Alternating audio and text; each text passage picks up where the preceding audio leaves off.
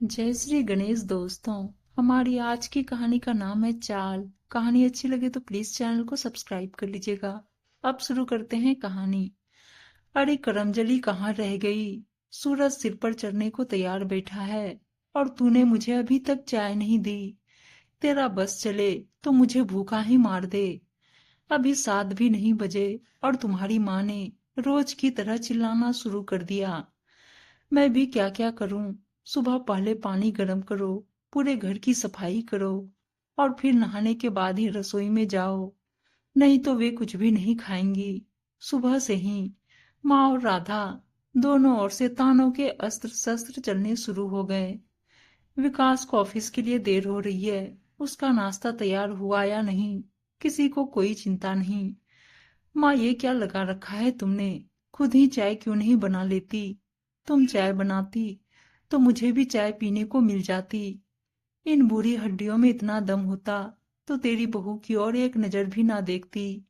बस रहने दो। अभी पिछले हफ्ते ही कविता मौसी की बेटी की शादी में रसोई का सारा काम तुमने ही संभाल रखा था। वहां तो तुम कहीं से भी कमजोर नहीं लग रही थी। बस घर में ही तुम्हारे नाटक चलते हैं। कह ले बेटा, कह ले अपनी विधवा माँ को, सब जानती हूँ। ये आग कहाँ की लगाई हुई है। विकास समझ गया कि माँ से कुछ भी कहना बेकार है। कोई भी बात करो, उनकी गाली राधा पर ही आकर रुकती है। काश उसने माँ की पसंद की लड़की से शादी की होती तो घर में हर समय अशांति का माहौल नहीं रहता। विकास के जाते ही राधा अपने कमरे में आकर धप से बिस्तर पर गिर पड़ी। सुबह से चक्कर घिन्नी की तरह काम करती रहती, फिर भी घर में कोई न कोई कलेश होता ही रहता। आज आंख जरा देर से क्या खुली, घर में फिर से हंगामा हो गया। घर को अच्छे से संभालने के चक्कर में नौकरी भी छोड़ दी, पर हाथ में कुछ पल्ले नहीं पड़ा। कितनी भी कोशिश कर ले, कभी भी सीधे मुंह बात ही नहीं करती। सही कहते हैं, माँ बाप की मर्जी के बगैर शादी करो तो यही सब भुगतना पड़ता है। उसका तो मायका भी खत्म हो गया, जाए तो कहाँ जाए। पापा ने तो गुस्से में यहाँ तक कह दिया, अगर घर में कोई मर भी जाए तो अपनी शकल हमें मत दिखाना। विकास के भरोसे ही तो सबसे रिश्ता नाता तोड़ कर आई थी और अब वो भी मुझसे कटा कटा रहने लगा है। रोते रोते राधा की हिचकी बांध गई। कोई भी तो अपना नहीं है जिससे 2 घड़ी बातें करके अपना मन हल्का कर सकूं। पता नहीं किस जन्म का बुरा फल मुझे भुगतना पड़ रहा है। कभी किसी किस्से का सिर कहीं जोड़ती तो कभी कहीं। सोचते सोचते राधा की आंख लग गई। बहुत देर तक जब घर में कोई हलचल नहीं हुई तो विमला जी राधा के कमरे की ओर आई। राधा को सोता देख उनका गुस्सा 7वें आसमान पर चढ़ गया। यहाँ भूख से आंतें कुलबुला रही है और ये है कि घोड़े बेचकर सोई पड़ी है। गुस्से में तिलमिलाई विमला जी ने पानी लाकर राधा पर उड़ेल दिया। पानी के गिरते ही राधा घबराकर उठ बैठी। सारा घर खुला पड़ा है और इसे कोई फिक्र ही नहीं है। चाहे चोर उचक्के आकर सारा घर लूट कर ले जाए तो आप क्या कर रही हैं? आपका घर है तो चौकीदारी भी आपको ही करनी चाहिए। देखो तो कैसे कैंची से भी तेज इसकी जबान चल रही है। क्या माँ बाप ने बड़ों से बोलना भी नहीं सिखाया? कितनी देर से पानी के लिए आवाज लगा रही हूँ, पर ये महारानी तो कानों में रुई ठूसे पड़ी है। मुझ पर पानी गिराने के लिए तो रसोई में जा सकती हो, तो खुद पानी नहीं पी सकती। राधा अपने ऊपर पानी देख बुरी तरह से झल्ला गई थी। दोनों बहुत देर तक बिना बात की बहस करती रही। फिर विमला जी पैर पटकती हुई अपने कमरे में चली गई। ना तो राधा ने खाना बनाया और न ही कोई काम करा। दोनों ही अपने कमरे को बंद करके पड़ी रही। शाम को जब विकास घर में आया तो घर में शांति पसरी हुई थी। शायद आज फिर घर में महाभारत का युद्ध हो गया है। आज तो दोनों में से कोई भी उठकर नहीं आया। विकास भी चुपचाप कमरे में चला गया। राधा सो रही हो क्या? भूख लग रही है, कुछ तो खाने को दो। राधा ने कोई जवाब नहीं दिया, चुपचाप करवट पलटे पड़ी रही। अब बस बहुत हो गया। सुबह से गया आदमी शाम को थका हारा घर आता है। उसका हाल पूछने की बात तो अलग, एक गिलास पानी भी पूछने की जरूरत नहीं समझती हो। पानी का जिक्र आते ही राधा भड़क गई। हाँ, सही कह रहे हो, बस अब बहुत हो गया। और राधा ने एक सांस में दोपहर का सारा किस्सा सुना दिया। अब तुम मुझे बताओ, मुझे क्या करना चाहिए? सुबह से सिर में दर्द हो रहा है। मुझसे किसी ने पूछा कि खाना खाया, दवाई ली, कहकर राधा रोने लगी। मैं चाय लेकर आता हूँ, उसके बाद दवाई खा लेना। बहुत देर तक दोनों में मौन पसरा रहा। कौन बात शुरू करे? फिर विकास ने ही भूमिका बांधकर बात की शुरुआत की।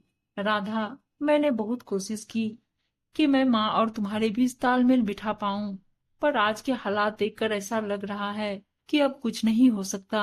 मैं तुम्हारी जिम्मेदारी निभाने में नाकामयाब रहा। मेरी वजह से तुम्हें नौकरी भी छोड़नी पड़ी। मैंने तुम्हारी जिंदगी बर्बाद कर दी। मैं तुम्हारा कसूरवार हूँ। तुम मुझे जो सजा दोगी मुझे मंजूर है। मैं अब इस घर में रहना नहीं चाहती। मैं कल ही ये घर छोड़कर चली जाऊंगी। क्या ये तुम्हारा आखिरी फैसला है? हाँ। बात अब मेरे आत्मसम्मान की है। जब उन्हें मेरा यहाँ रहना इतना अखरता है तो मैं यहाँ क्यों रहूं? अभी तुम गुस्सा हो, सारी रात पड़ी है, थोड़ा और सोच लो। मैंने माँ और तुम्हें हमेशा एक ही पलड़े में रखा है, शायद इसीलिए कोई समाधान नहीं ढूंढ पाया। फिर भी तुम्हारा जो फैसला होगा मैं तुम्हें नहीं रोकूंगा, कहकर विकास कमरे से बाहर चला गया। रसोई से फिर 2 कप चाय बनाकर विकास माँ के कमरे की ओर गया। आ गया, मिल गई फुर्सत तुझे? या देखने आया है कि माँ अभी जिंदा है या मरी पड़ी है? ऐसी अशुभ बातें क्यों अपने मुंह से निकालती हो? कभी सोचा है अगर तुझे कुछ हो गया तो मेरा क्या होगा? पहले चाय और बिस्कुट ले ले, वरना तबीयत खराब हो जाएगी। जिसकी किस्मत ही खराब हो, उसकी तबीयत खराब हो या अच्छी, क्या फर्क पड़ता है? माँ, मैंने सोचा है कि मैं राधा को तलाक दे देता हूँ। रोज रोज के झगड़े से अलग रहना सही होगा। मेरे लिए राधा से पहले तुम आती हो। मैं राधा को छोड़ सकता हूँ पर तुम्हें कभी नहीं। तुम मुझे सुबह तक सोचकर बता देना। तुम्हारा फैसला ही आखिरी फैसला होगा। फिर मैं राधा से सब बात कह दूंगा। विकास विमला जी से राधा को अलग करने की बात कह तो आया, पर मन ही मन डरने लगा। कहीं माँ ने सच में राधा को घर से निकाल दिया। और अभी तो राधा के दिमाग में भी यही सब चल रहा है। अगर उसने ये फैसला ले लिया तो आज इसे क्या हो गया जो ये बहकी बहकी बात कर रहा है? कल तक तो उसके पीछे साये की तरह रहता था, अब अचानक से उसे छोड़ने की बात कर रहा है। कौन माँ होगी जो अपने बच्चों का घर तोड़ना चाहेगी? मुझे समझाने चला है, उससे नहीं कह सकता कि माँ का ख्याल रखा करे।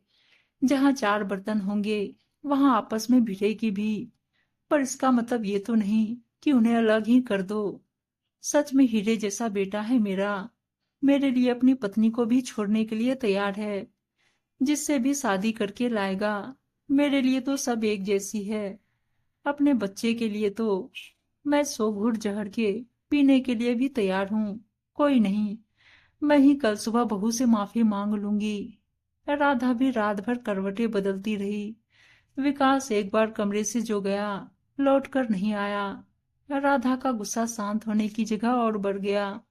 अब तो पक्का ही मैं घर छोड़कर चली जाऊंगी। इतनी बड़ी दुनिया है, मेरे रहने के लिए कहीं ना कहीं छत मिल ही जाएगी। राधा की कब आंख लगी उसे खुद भी पता नहीं चला। बहू, आज उठना नहीं है क्या? 7 बजने वाले हैं। विकास को ऑफिस भी जाना होगा। मैंने चाय बना ली है, विकास को भी उठा दे। राधा को लगा जैसे कोई उसे आवाज दे रहा है। घड़ी में देखा तो 7 बज रहे थे। विमला जी ने एक बार फिर आवाज दी, बहू चाय पी लो, ठंडी हो जाएगी। विकास को भी उठा ले। राधा ने पलटकर देखा तो विकास वहीं सोया हुआ था। सुनो, माँ बुला रही है, चाय पी लो। तुम जाओ, मैं बाद में आता हूँ। राधा के मन में क्या आया, उसने विमला जी के पांव छू लिए। सदा सौभाग्यवती रहो। बहू, मुझे कल के लिए माफ कर दे। मुझे ऐसा नहीं करना चाहिए था। आप तो बड़ी हैं, आप माफी क्यों मांग रही हैं? गलती तो मेरी भी थी। मुझे खाना बनाना चाहिए था। नहीं बहू, गलती मेरी ही थी। पता नहीं मुझे इस बात का डर था कि तूने मेरे बेटे को तो मुझसे छीन लिया है। अब घर पर भी अपना राज जमाने लगेगी, इसलिए मैं तुझसे लड़ती झगड़ती रहती थी। कल मुझे एहसास हो गया कि विकास तो हमेशा से मेरे पास ही था। फिर मुझे किस बात का डर? शायद हम दोनों ने ही एक दूसरे के बीच इतनी लंबी दीवार खड़ी कर दी थी जिससे हम कभी एक दूसरे को पहचान ही नहीं पाए। मैं भी आप में माँ तो तलाशती रही, पर माँ जैसा मान नहीं पाई। छोड़ इन सब बातों को। क्या हम दोनों मिलकर एक नई शुरुआत कर सकते हैं? विमला जी ने राधा का हाथ अपने हाथ में लेकर कहा। विकास कोने में खड़ा उनकी बातें सुनकर मंद मंद मुस्कुरा रहा था। आखिर उसकी चाल जो कामयाब हो गई। उम्मीद है दोस्तों कहानी अच्छी लगी होगी, और अच्छी अच्छी कहानियां सुनने के लिए चैनल को सब्सक्राइब और वीडियो को लाइक शेयर जरूर कर दीजिएगा। धन्यवाद दोस्तों।